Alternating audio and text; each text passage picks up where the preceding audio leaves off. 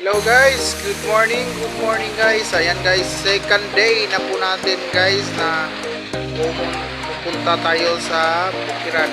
Ato tag Bukiran ikaduha ng adlaw guys. So medyo kusog kayong ulan, di makaya sa kong kalo. So kalo po guys kay yung kaulan guys, so kusog kayong ulan. Kusog kayong ulan guys. So di makaya sa tong kalo guys. So ako na lang, nagpasilong na lang ko sa purok guys kay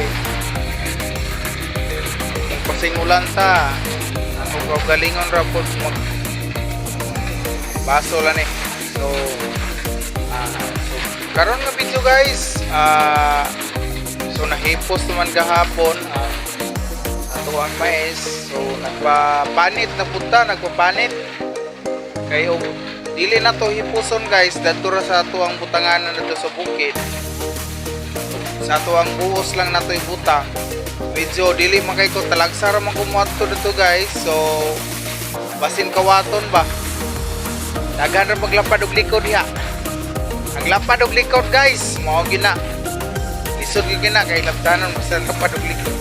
Daw guys, joke lang guys ha. Mga to ang malingaw ta. So karon nga update na ko guys. So see you on next video.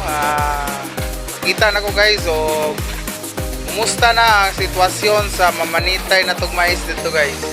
So thank you for watching guys. Hope nga ma-enjoy ang tanan. Keep safe.